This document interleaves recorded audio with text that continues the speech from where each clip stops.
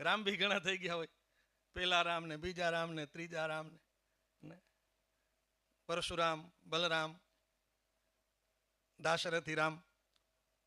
પણ આ પ્રચેતાઓ બધાના નામ પ્રચેતાઓ એ તપશ્ચર્યા કરવા માટે ગયા. એ નારાયણ સરોવરમાં તપશ્ચર્યા કરી રહ્યા છે. અને એવી વખતે પ્રાચીન બરહી રાજા પાસે દેવઋષિ નારદજી પધાર્યા. રુદ્રગીતમ ભગવત સ્તોત્રમ સર્વે પ્રચેતસ જપંતસ્તે તપસ્તેપુ વર્ષાણામ અયુતમ જલે. પ્રચેતાઓ તપ કરતા હતા. તપ પણ વેદશાસ્ત્ર જે વિધિ બતાવે એ અનુસાર તપ કરવું જોઈએ. તપમાં ભી તસ્માત શાસ્ત્રમ પ્રમાણમ તે સ્વકલ્પિત તપ નતા કરતા. રુદ્રદેવે કહેલું કે આ રીતે તપ કરજો, આનો તમે પાઠ કરજો, જપ કરજો. તો રુદ્રગીત, એ રુદ્રગીત શું છે તો કે સ્તોત્રમ ભગવત. રુદ્રગીત એ ભગવાનનું સ્તોત્ર છે. સ્તોત્ર એટલે જેમાં ભગવાનના ગુણો હોય, ભગવાનનું સ્વરૂપ હોય, એનું નિરૂપણ હોય એ સ્તોત્ર. એનો જપ કરતા કરતા તપ કરે છે. જપન તસ્તે તપસ્તેપુ, જપ કરતા કરતા તપ કરતા હતા. કેટલો સમય તપ કર્યું ને ક્યાં કર્યું એટલે કહ્યું જલમાં તપ કરતા હતા. અને જલમાં બી બહુ જ ઊંડે જઈને તપ કરતા હતા. એનું તાત્પર્ય એવું બતાવ્યું છે કે ઉપર ઉપર તપ કરતા હોય તો કદાચ જલચરો પરેશાન કરે, પણ બહુ ઊંડે પાણીએ જ્યાં જલચરો બી ના હોય, જલચરો બી ના રહી શકતા હોય એટલી ગહેરાઈમાં જઈ અને એ તપ કરતા હતા. અને તપનો સમય બી બહુ વિશાળ. વર્ષાણામ અયુતમ, 10,000 વર્ષનું તપ. સહસ્રમ અયુતમ, એકમ દશશતમ ચૈવ સહસ્રમ અયુતમ તથા. તો 10,000 વર્ષનું દીર્ઘકાલીન તપ, એટલું તપ કરતા હતા. એની તપશ્ચર્યા ચાલે છે. એવે વખતે દેવઋષિ નારદજી પ્રાચીન બરહી પાસે પધાર્યા. પ્રાચીન બર્હિશમ ક્ષત્ત કર્મસુ આસક્ત માનસમ.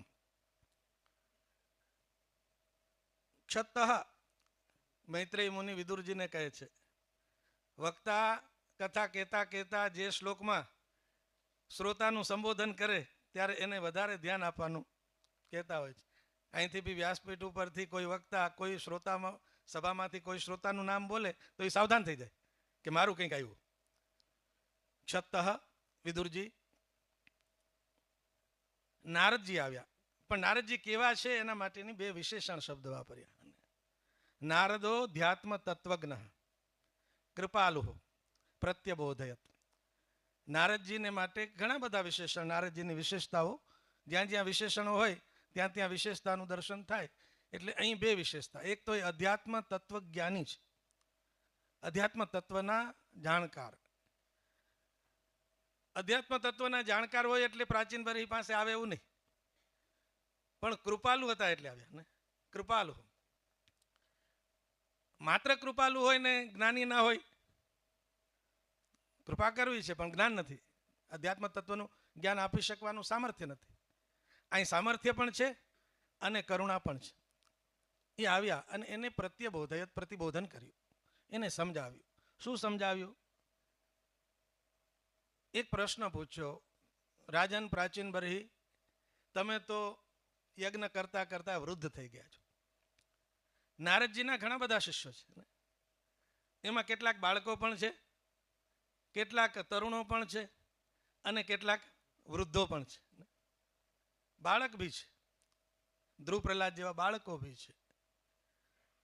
પ્રાચીન બરહી તો મોટી ઉંમરના છે, વયોવૃદ્ધ છે. એમને નારદજીએ એવું કહ્યું કે તમે આ યજ્ઞ કર્મ કરો છો, એ કર્મથી તમારું કલ્યાણ થશે, શ્રેય થશે.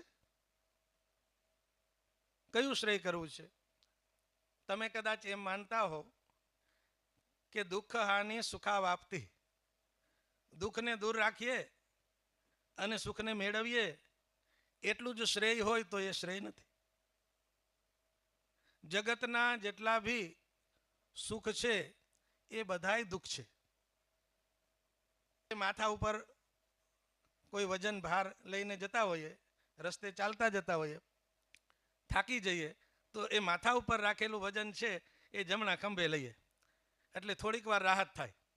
પાછા આગળ ચાલીએ એટલે એ ખંભો થાકી જાય એટલે બીજા ખંભા ઉપર લઈએ એટલે થોડીક વાર રાહત થાય.